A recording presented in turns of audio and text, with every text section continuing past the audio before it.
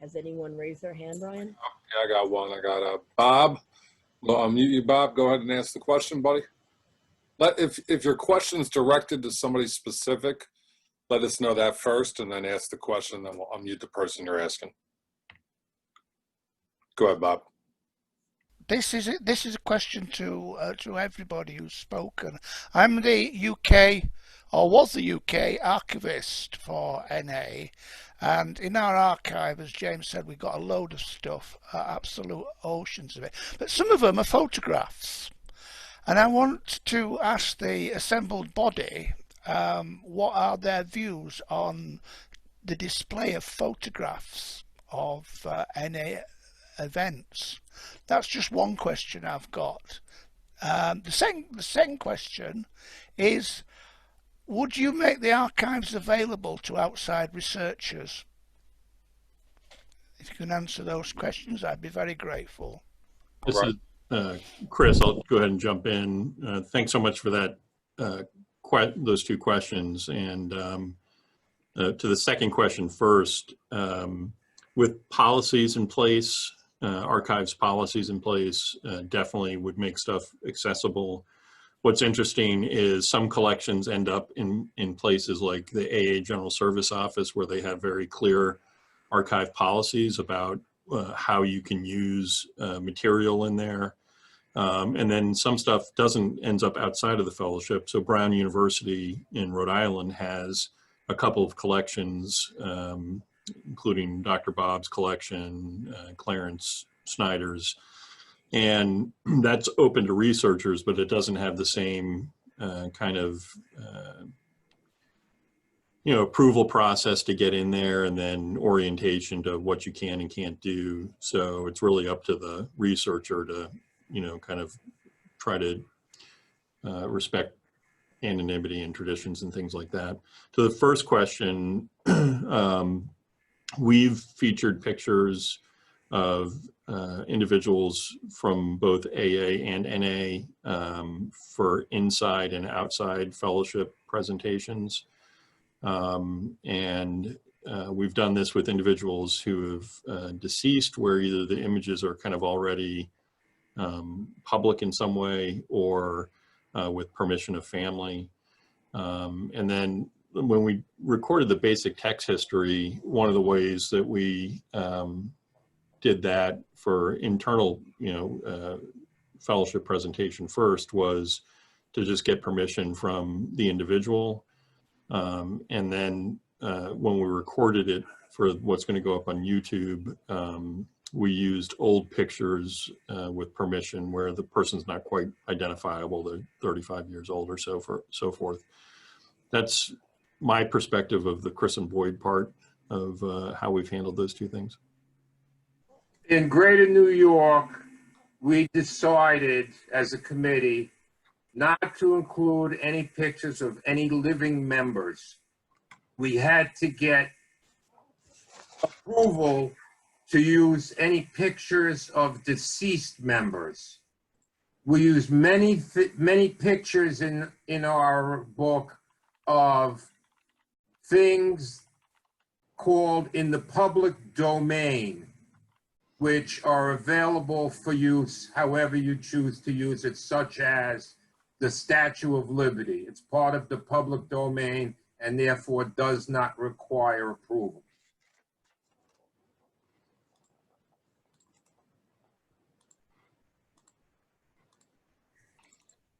Does anybody else want to weigh in on this? Jimmy.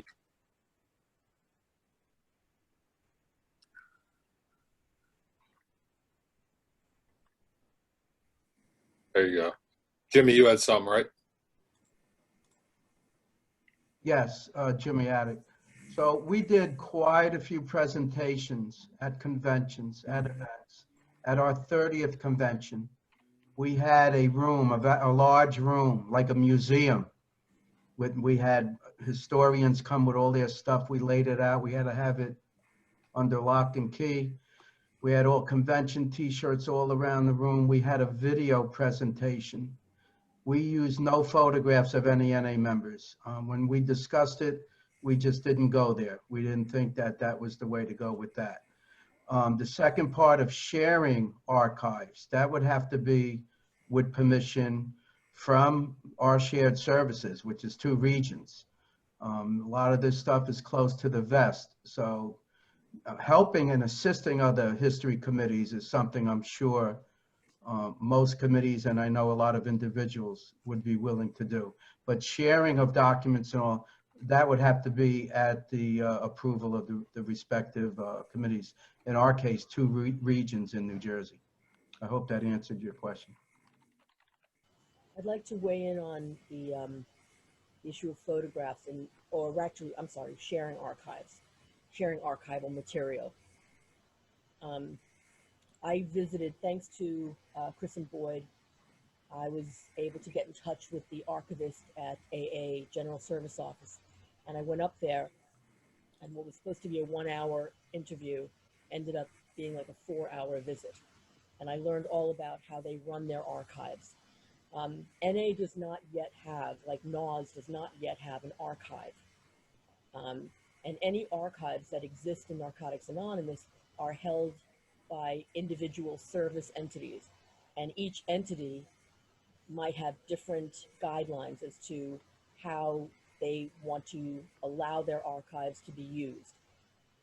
The policy at AA General Service Office, and either Chris or Boyd can correct me if I am mistaken, is that you can go there and you let them know ahead of time what it is that you want to research, and they're not really the slightest bit interested in whether you're going to write a bashing piece or a complimentary piece. What was told to me by the archivist, I'll never forget this, is that the purpose of the archivist is to present, not persuade.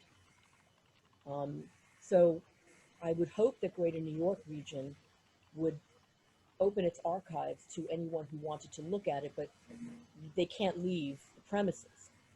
You can look at it there. I don't think any archive would allow those documents to leave the premises, but you should be able to look at them there. But that's just my 2 cents. So let me weigh in on this. First of all, Lynn, NA.NAS does have an archive, but they do not have a policy set up about it yet. Okay, but they have Jimmy K's archives they purchased from him, and so they do, but they're not accessible. The thing with with what Chris had said is that, you know, if you have a policy with your archives about what can be shared and what can't be shared and such as that, that sets it up for the ability for outside people to come in. And within AA, we were not allowed, we could look at the letters, but we were not allowed to take a photograph. We were allowed to transcribe them. So that's anything, let me see how this went. It was in the AA archives, it was anything that was not published, we could look at and we could transcribe. Most of it was correspondence between individuals and Bill W. But if it was a published publication, they would make a copy for us. So, and a published publication would be like minutes from the General Service Office meeting of 1969, okay?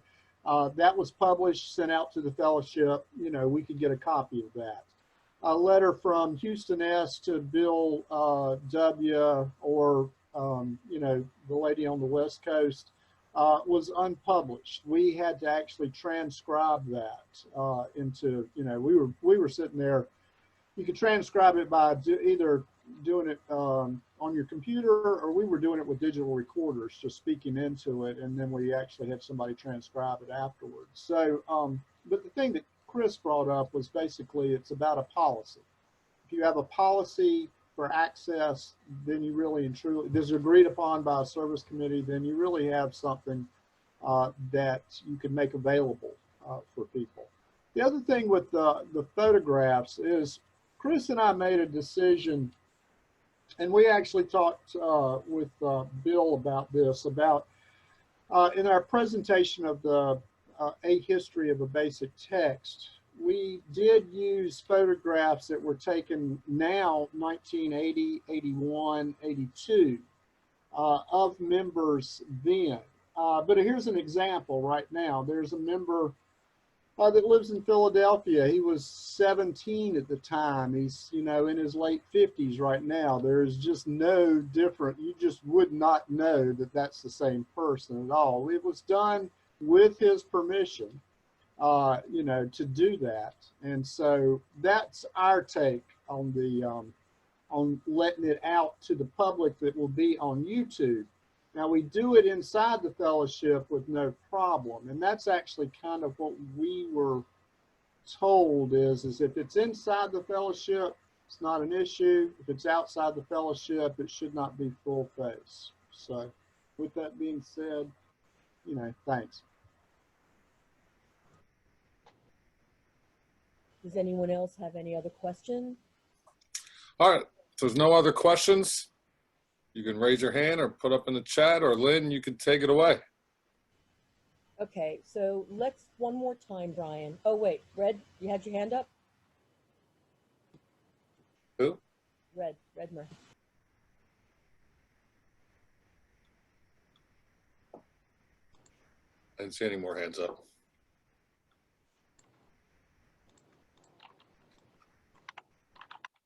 You know, I'll just make a quick announcement. We'll put all the links back in one more time. If you were here and you didn't see all the links, they are now in the chat. In addition, one of the links in here is to the Facebook group that was formed today that will really just be this group moving forward. So Lynn will be the admin on that, and I'm sure that will take a life of its own, but I know the links will continue to be shared there. But yeah, can you hear me, Lynn? Yes, I can hear you. Okay. Okay, Looks like- so just really, I just want to thank everyone for coming, and I want to thank all the participants.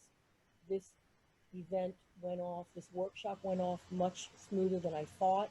It was much more beautiful than I thought, and I hope that it yields some really juicy fruit